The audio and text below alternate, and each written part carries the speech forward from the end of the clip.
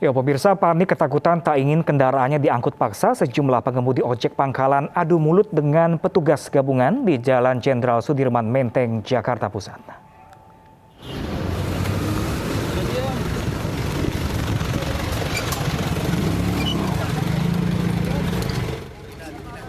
Salah seorang pengemudi opang yang terjaring masih berusaha kabur meski stang sepeda motornya telah dicengkram petugas.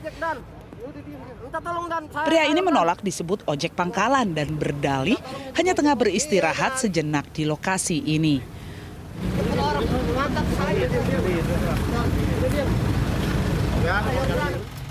Apapun alasannya, petugas akan tetap menindak tegas para pelanggar yang masih nekat parkir sembarangan, baik di atas trotoar maupun di bahu jalan. Penyisiran mulai dari titik Tanah Abang, lanjut ke Palmerah, lanjut kita bergeser ke Stasiun Sudirman, Duku Atas. Dari sini ada kedapatan lagi opang yang masih berpangkal, yang memang bukan tempat untuk berpangkal. Dan kita tertibkan, sementara kita amankan lagi dari Duku Atas, berhasil kita amankan ada 5 atau 6 unit kendaraan roda 2 kita amankan, lanjut akan kita bawa ke Mapolsek. Petugas mengimbau kepada para pengemudi ojek pangkalan dan ojek online agar tidak lagi menjadikan trotoar dan bahu jalan sebagai lokasi pangkalan dadakan karena melanggar perda tentang ketertiban umum dan merusak keindahan wajah ibu kota. Dari Jakarta, Rani Sanjaya, iNews melaporkan. Pemirsa, ratusan kerangka dari sebuah pemakaman di Tangerang, Banten dipindahkan secara massal. Pemindahan ini terkait tanah makam yang akan diubah jadi perumahan.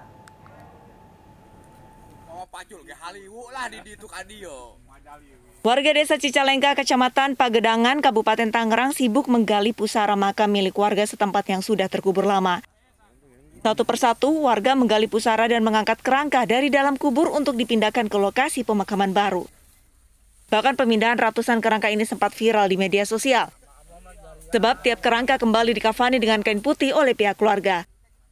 Pemindahan ini terkait tanah pemakaman yang akan dijadikan lahan hijau oleh pihak pengembang perumahan. Makam yang sekarang ada di Kampung Pagedangan RT 01 itu tanah wakaf yang dari keluarga almarhum itu diwakafkan kepada organisasi kematian dengan seluas 1.400 meter. Itu diserah ke makam TPU Al-Mutakin karena emang di sini ada tanah PT milik BSD. Pemindahan pemakaman merupakan hasil kesepakatan ahli waris wakaf makam dan para ahli waris keluarga almarhum. Persetujuan juga diberikan para tokoh dan pemuka agama. Dari Kabupaten Tangerang, Banten, Aimarani, iNews melaporkan.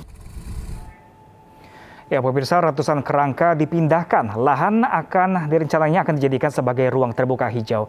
Lalu kita sudah tergabung dengan rekan Nunung Purnomo dari lokasi. Halo, selamat siang, rekan Nunung. Ya, selamat siang.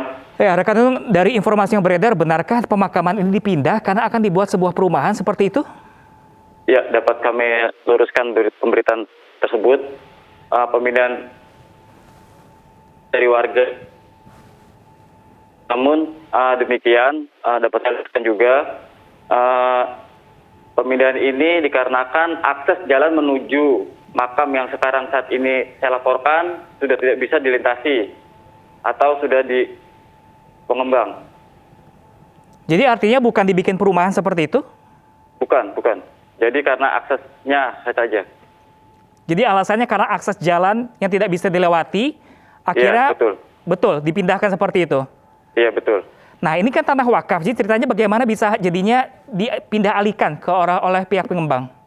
Ya, jadi dapat saya konfirmasi juga tadi sempat berbincang dengan salah satu ahli waris, dirinya mengatakan bahwa akses jalan menuju lahan yang saat ini berada sudah tidak bisa dilintasi dan para warga akhirnya memutuskan untuk memindahkan ke makam atau luasnya lebih luas dari makam saat ini. Kalau hingga hari ini masih ada proses pemindahan jenazah kah di sana? Ya, saat ini masih ada sekitar 170 jenazah yang baru saja diangkat dan rencananya akan rampung pada 2 atau 3 hari ke depan dengan total jumlah sekitar 400 jenazah.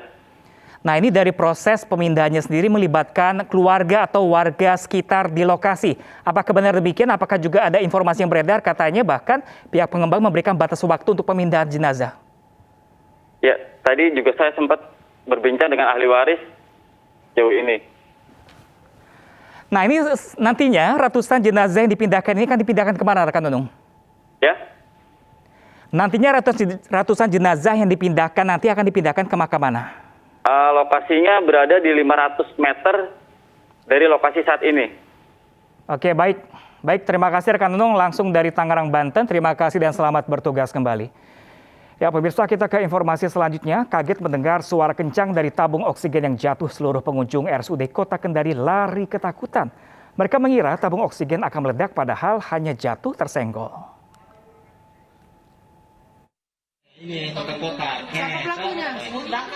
Panik. Ya, itulah reaksi pasien dan sejumlah pengunjung yang berada di ruang instalasi unit gawat darurat Rumah Sakit Umum Daerah Kota Kendari, Sulawesi Tenggara saat melihat tabung oksigen jatuh. Tabung oksigen jatuh karena tersenggol salah satu keluarga pasien. Namun tetap saja mereka lari ketakutan karena mengira tabung oksigen akan meledak. Bahkan pasien yang tengah terbaring lemas tak ketinggalan ikut berlari keluar. Pihak Rumah Sakit Umum Daerah Kota Kendari menyayangkan viralnya rekaman CCTV tersebut di media sosial. Pasalnya mengambil dan menyebarkan gambar di dalam rumah sakit dilarang. Hanya saja saya sesalkan, kenapa diviralkan? Ya sekarang kami, padahal kita sudah pasang di mana-mana, dalam ambil gambar, ambil video, itu aja. Itu aja sebenarnya, tidak ada masalah. Jadi himbauan ini Pak. Himbauan kepada seluruh pengunjung jangan mengambil gambar, jangan mengambil video, itu dilarang. Kecil kemungkinan tabung oksigen akan meledak jika mengalami benturan. Tabung oksigen hanya dapat meledak jika terjadi kebocoran pada tutup tabung gas atau bersinggungan dengan api. Dari Kendari, Sulawesi Tenggara, Febriono Tameng, iNews melaporkan. Satu keluarga tinggal di pos keamanan lingkungan atau pos kamling karena tidak memiliki tempat tinggal di Jember, Jawa Timur. Pihak Dinas Sosial yang mendapatkan laporan ini langsung memindahkan mereka ke hunian yang lebih layak.